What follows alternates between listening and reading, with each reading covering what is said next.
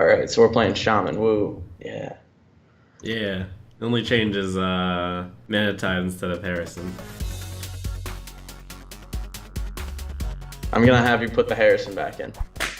Okay. It's like Harrison is just so insane in the mirror that it's like I think you just have to run it right now. But Isn't it? I mean, the obvious counter statement is it's really bad when they don't have a weapon. I'm pretty happy when they don't have a weapon.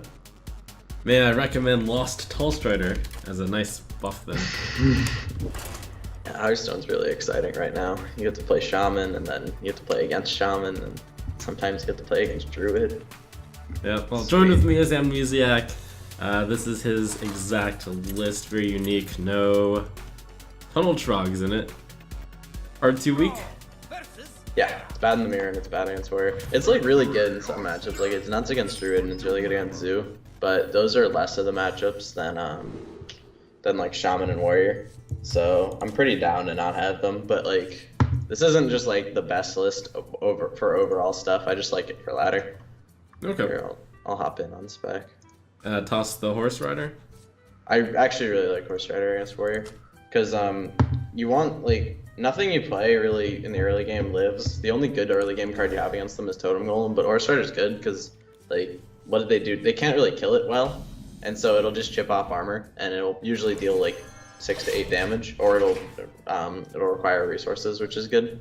Okay. While I was at Red Bull, I saw Stratpro make the coin totem into totem play. Is that one that you support? I think I've done that no times out of 350 shaman games I've played this month. All right. So probably not. Save it. Hit it. Yeah, definitely save it. We got time. Yeah, if it's just oh wow, okay, that's fine. I was gonna say, if it's a removal warrior, you can just kind of run him out of stuff. Like, you just win that matchup if you take it to fatigue, and then if it's a Zoth warrior, it's the only one you have to pressure. Even Cthulhu, a lot of the time you can beat in fatigue. So, like, I don't ever play that quickly. But, like, applying pressure and playing quickly are pretty different. This one's just one where you're trying to take the board at all costs, I imagine. Yeah, I mean, life total is kind of a resource in this one. Like, they don't have that much reach, but it just depends on the flow of the game. Sometimes you're way ahead on resources, but way behind on tempo, so you play inefficiently, and sometimes it's like very close resource battles, so you have to play more efficiently and be willing to use your life more. What are you thinking here? I would go Totem Golem. I would definitely Barnes, because Drake next turn to clean that up is really good, and like on board, since he just ghouled, you have some chance to just get spell power and win here, and even when you don't, it's just fine. Woohoo! See, we don't need the second Manatide Totem. But yeah, like Totem Golem, you just have no follow-up, which is the problem I have with it. And this is like a very fine board state against this. Like, there's no good, like, Coin Corruptor doesn't do much, it's very inefficient. You could have the second Ghoul, but you don't mind that because you have the Drake. Yep. Something like Blood Dick or Korkan might be good. Oh, this is pretty good for him.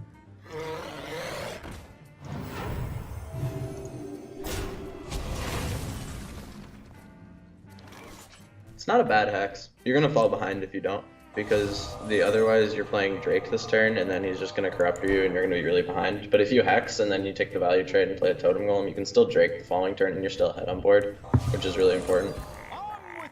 Yep.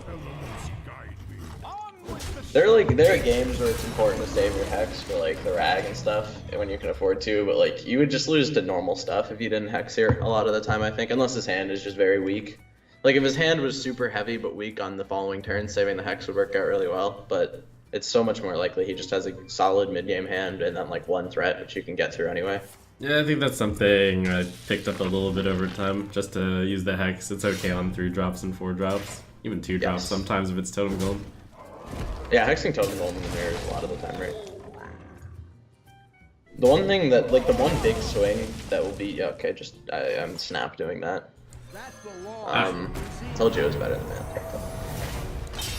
But the one thing that like usually beats me in the mirror is when I have to play Thunderbluff into their Bookworm turn. But a lot of the time that was just because I forgot Bookworm existed. Jesus. So we know his last card's a dragon.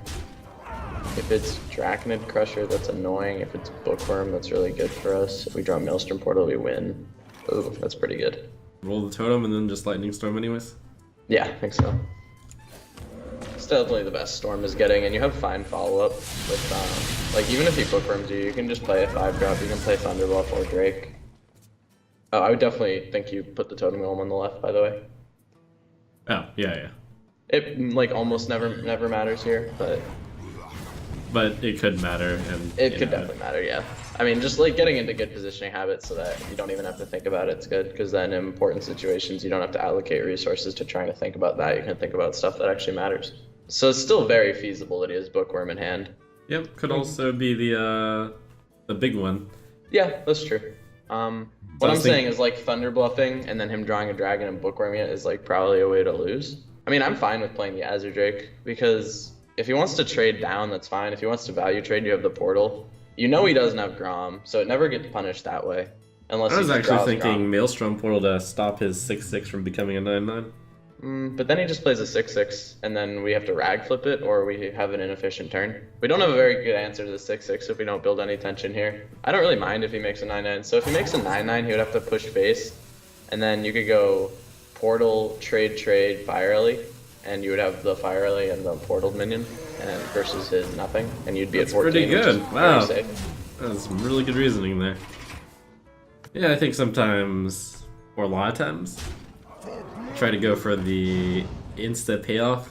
Like, I'm trying to get better at not going for insta payoff. Yeah, just thinking a little bit down the road is always good. You also, so obviously Portal is good. I'm trying to think if you can never get away with playing Thunderbluff because it's better on mana. I don't really think so. I mean, you wind up taking 5, which is like a very realistic way to lose. I feel like if you just Portal, trade out the board, and Fire Ellie, you just kind of can't lose from that position. You have so much gas in hand, and you're at 14, which is like above the threshold where he can just burn you out. Ooh. Oh wait, that might be really good. Nope. Unlucky. It was almost really good, but yeah, I mean, I'm just never using my life total here is the thing.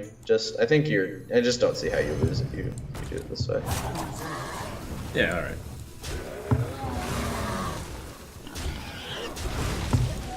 You think I should have tossed in the 3 damage there? To face? Yeah, well, I had it. Nah, no way. I didn't do anything.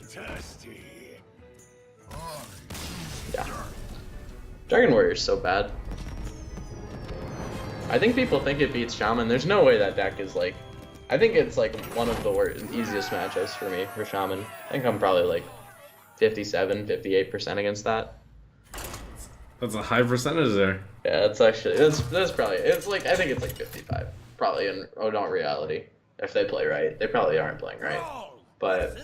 I don't know. Like, people... I think there's a misconception that deck beats Shaman. And it's like I'm reasonably confident it doesn't. What's your stance on ever keeping Thalnos? Do you need claws to keep it, or do you keep it sometimes? I would never keep it even if I had claws against Druid. That doesn't make any sense to me. But I do keep it sometimes. Like, and then Zoo is like the matchup where I think it's like most reasonable to keep it, because the one of your openings that just beats them is claws into spell power. Is like, it only if you have claws that you would keep it? That's what I'm not sure about, because it's always good, or it never sucks. It's not always good, but it's usually alright. In this case, I'd just be keeping Mana Tide Totem, I think, because you would keep that. Okay. Yeah, because coining Mana Tide against Druid is really strong. Like they never build minion tension in the first 2 turns, except if they innervate out a drop, which is very rare. Usually they just don't want to make that play anymore, and so they could also roots, but roots on 1 is like super out of favor at the moment. So they never build tension usually, so they usually have to use a card to kill it so you get ahead, and you don't mind using the coin in that fashion in this matchup, I don't think. That's like this is like one of the only matchups where I like Tide. Like, I don't even think against Warrior it's particularly good, but against Druid, just because they have such a hard time with it, and it usually just creates a resource deficiency, I think it's good. I know you just mentioned you never coin hero power. Oh, here, there's no way. There's no way. Look at our hand. I would only coin hero power if I had a very reactive hand, I think. Or if I had a very low curve hand. But if I had a low curve hand, I'd probably just try and beat my opponent up instead of hero powering a lot. Like, so let's imagine the pan out where we coin hero power and we rip the totem golem. So next turn we would have to hero power. And so instead of having the coin, we'd have made a totem, which is like somewhat okay sometimes, but I don't think I'm happy about it. Ooh, unlucky. If it goes face, it's really bad still, but I don't think you should lightning storm. That seems pretty bad. I think just rolling healing totem is really good here. Alright.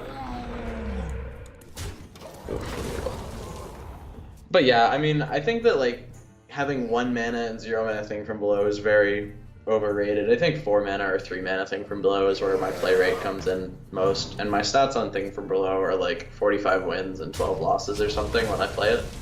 So wow. I think I play with the card reasonably. Stats. I think it's definitely one of the 4s, and then coin the claws and kill the Drake. I'm just not sure which one is better. Yeah. Upside to Barnes is that it's always 4 mana, and that you can get a better swing turn, like on turn 7 maybe, with Thing from Below. And actually, no, I like the Barnes a lot, just because the 1 attack minion, if it and combined with the Drake Spirit Claws attack, can kill off the 3/4.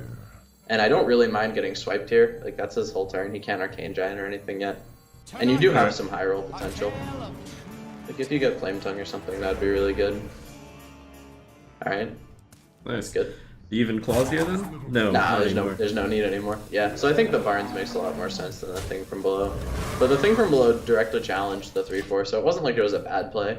I just think this makes more sense long term. Because we have the Storms, so a lot of the time our turn 7 can look like Storm Thing from Below, or like Totem Storm Thing from Below or something.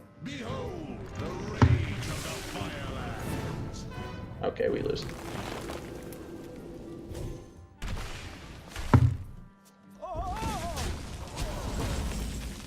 It's okay, might not have any follow-up. I think you coined the Fire Ellie in that case to challenge the 3/5. Yep. It's very Do you give any optimistic. consideration possibly fire rallying the 3/5?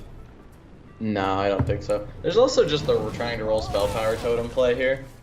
Because if you did, you were kind of okay, because you would go totem double Thing from Below the following turn. So that wasn't terrible. If he doesn't have like Nourish, I think we're fine.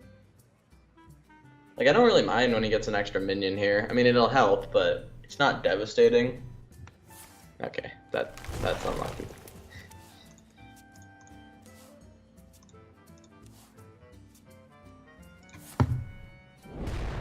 That wasn't that bad.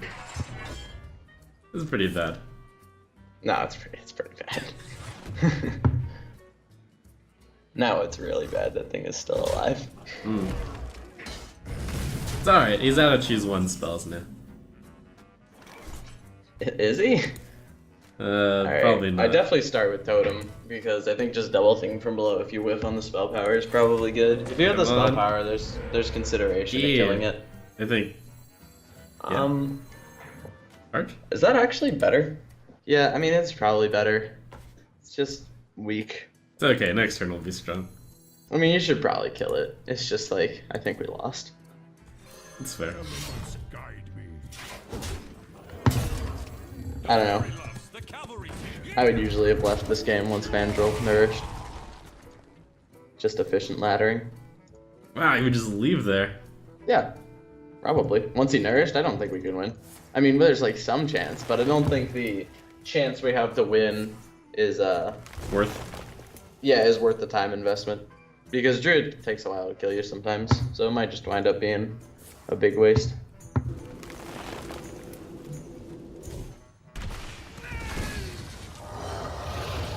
With some serious GG timing tips. Yeah, I mean, that's There's efficient no laddering. chances here. Okay, well, if we double high roll the Storm and then we runner hexes for the next stuff he plays, we could win. Yeah. There's also just playing some Thing from Belows. Maybe with the Flame Tongue. 2, 4... You'd get to go Flame Tongue, Hero Power, Thing, Storm, but it's not like you can kill one without using your face. And then he just uses removal and he pushes 8. Now you have to double Storm to win, I think. Because otherwise he always pushes 8 and you can't win if you're at 7 against his life total and his number of cards. Alright, easy game. Yeah. It's just 1 in 15. Ooh, didn't get there. Yeah, good enough. Not really. Hey, the Primal Fusion tech would have been really good here. Just boost up that totem, ship it in. Yeah, this is... It's okay, it's still good. It's still good.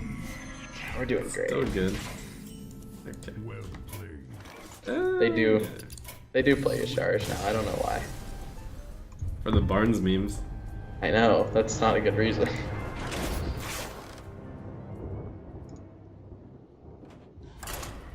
Hey, new shaman legendary is out. Shuffle the wow, that seems good. Ooh, what does it do? 5 mana, 5/5 taunt, death rattle. Shuffle a 5 mana, 10/10 taunt into your deck. Oh, that sounds good. That sounds really good. I mean, if 5/5 taunt is anywhere acceptable in the metagame, like it doesn't just get beat up by a neutral 5 mana 6/6 they've yet to reveal, that card's good. Because 10/10 taunt is definitely good. Yeah. Alright, toss it all, or do you keep Geomancer here? Nah, I ship it off. I mulligan very aggressively for Claws, Totem Golem, and Harrison in the mirror. And then there are some other cards you can keep at certain times. Like, I think Horse Rider's borderline. I think it's acceptable sometimes. When you have a decent card, it's alright. I think it's good to keep. And when I have Harrison on the coin, I like keeping Hex. But that's the only, like, weird thing. So, is it a Harrison keep first or second, even if you have nothing else? Yes. But like, see why this is a very common pan out for them to have. This is why I like Hex and Harrison together, because Totem and then Hexing and then coining Harrison is a way to not lose tempo, but still get the draws from Harrison to be ahead in the resource game. But like Hexing and then not having the like follow up draw into AoE isn't very good. Okay, that's a astute observation. I like that very specific keep situation.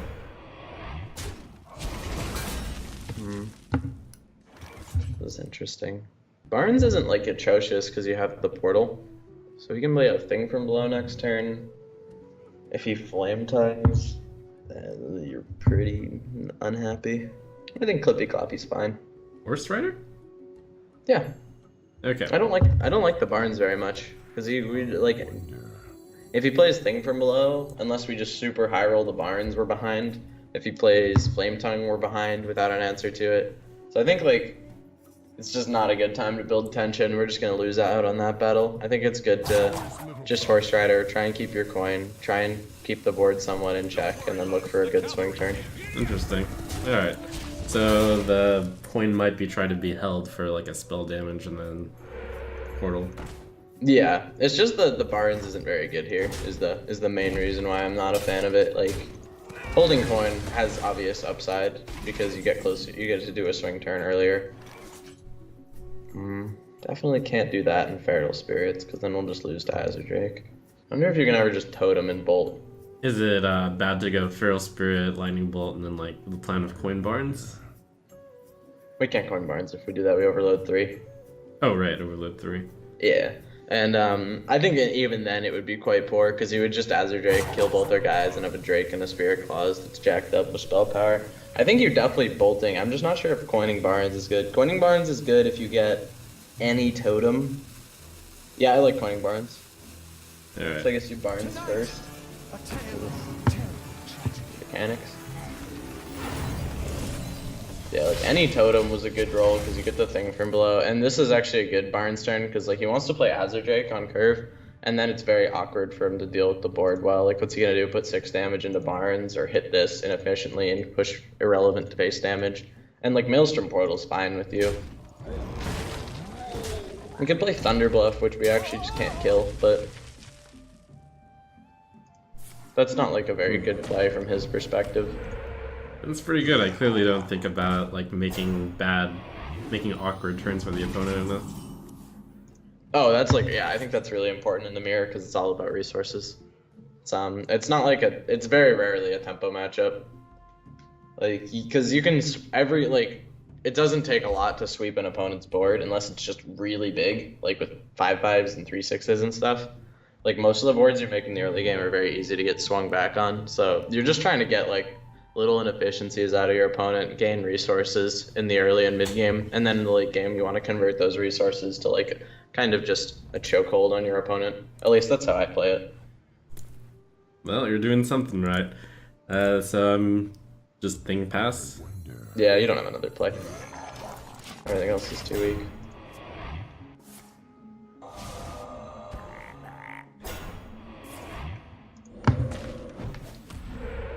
Yeah, honestly, that went pretty well. And he just did it wrong, so that's good. He did it wrong? Yeah, he could have taken one less damage, or he could have kept a Spirit Claws charge and left us with a frog. Oh, I see, yes. Yeah. Well, if you could roll Spell Power on command, that would be good. But, can't really do that. Honestly, it might just be right to go for it, because next turn's Thunder Bluff turn, and if those totems get to attack, we're like very much so going to lose. Is there, I guess since since he just hexed and we're going to Thunder Bluff turn, it's not bad to go Thunder Bluff and Spirit Claws. And I think if you go Thunder Bluff, Spirit Claws, and attack the 5/5, it's not that bad, because his response play is gonna be Thunder. A lot of the time, he's gonna Thunder Bluff Hero Power, and then that by attacking it the turn prior, you get to go Drake Maelstrom Portal, and you don't have to attack. Alright, you want to lock in that play? Yes, yes. I'm just gonna point out that this is clearly a very high-level mid-range shaman play here. Well, I think it was this or just trying to roll Spell Power Totem. Yeah. And I really don't know if this is better. I think it's very realistic that this is not. I just think, like, I like it. It's very daring. He's going to bite on the Thunder Bluff, I think, most of the time here if he has it, and it's very realistic for him too. All right, this is fine though. Like, we took 5 unnecessarily to set up to deal with something, and we lost a Spirit Claws charge, but we're still happy with this pan out. Like, we set up to deal with something that was going to be impossible to deal with otherwise. And since he didn't have it, we played a little inefficiently, but we're still in a good spot, I'd say, because we can just Drake Portal this. Yep. So, yeah, I definitely stand behind that being good. Oh, nice one.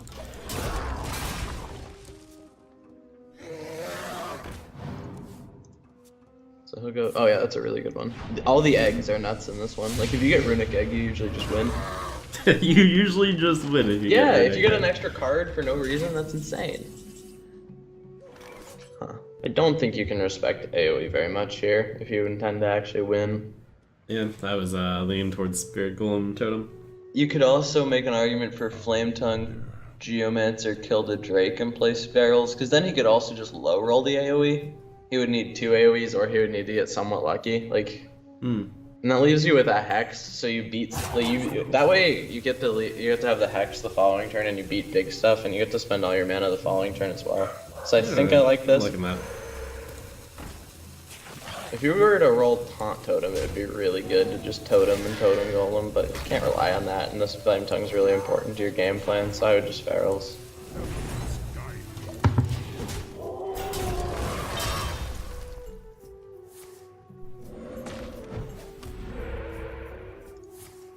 Well, I'm low rolls. Yeah, like, you could just literally triple low roll. Yep. I think that's as much of a hedge against AoE as we could have here. I agree. It's kind of ooh. Oh, see, we're fine. We're just winning now. I would literally rather be us than him. Okay, well, those aren't great, but still, we're chilling. Yeah. Cool. There is a lot at stake here.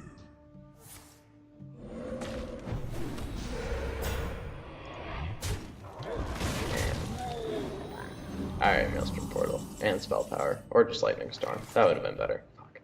Alright. Can I switch to Team Him? What was that? Can I switch to Team Him? Team Him. I'll take the reins on Team Us. I mean, we could definitely win. It's possible. You just Hex the Thunderluff, Manatide. You might even want to Hex the 5-2. Oh, interesting. I didn't consider that. I think it's right. Because then at least, like, he could just have 4... What if his hand is just stuff? Then the Manatide's not dead on board. and then he's not putting us in lethal range, so he just plays stuff, and we draw AoE off the mana tide. I think it's right to play both hexes, even though it's like very poor on long-term resource efficiency. Alright, well, make the call. It's something I definitely wouldn't have even considered, but I see the reasoning. I just think we die if we don't. It's like very poor, and I'm not happy about it, but I think it's correct. Alright. The calls, man. Gotta play to win. I mean, I think we still lose, but we got some game. Ooh. That would be the one to hex. We got rag, we're fine. We're alright. But yeah, we gotta hit it. I don't know why he used the shield. I guess it made him less weak than Maelstrom Portal. Yeah, that was probably good. And oh, so close. So close. Alright, I think we got God.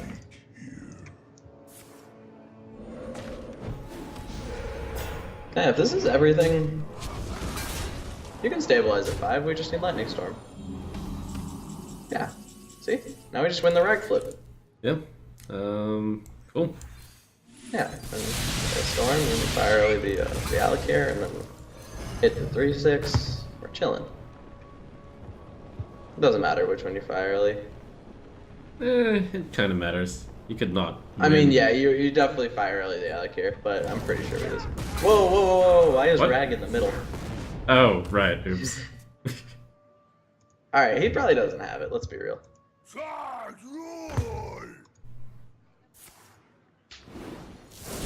Alright, just gotta get another lightning storm. Yeah, Jesus, we actually do. Or Lightning Bolt, I believe. Yeah. Yeah. Ooh, so close. So close. So it Alright. turns out it going face actually gave us way more percent to win. Well played. You mean Rag hitting the face? Yeah, because because he we didn't would have. have lost this board anyway. But Right. we Okay. gave it a good run, and we got like really destroyed early game. So I'm That's happy with pretty that good. game. I enjoyed the way that game was played a lot. I think like making things awkward for your opponent and understanding what actually matters in the matchup's a big deal. Like the one thing that I'd say, the reason that I have a really good win rate in the mirror is I would say that most people have a misconception of early tempo and like trying to translate it into damage and pressure being like super important. Whereas I think about everything in terms of like trying to maintain a reasonable hand size and good options for what they can do so that I'm never playing inefficiently, so that when the game gets grindy, I use my resources in the best way to have the most stuff to do. Unless your hand is just insane, and then you just try and beat them up. But most of the time, it's about playing patiently and trying to be efficient with your resources.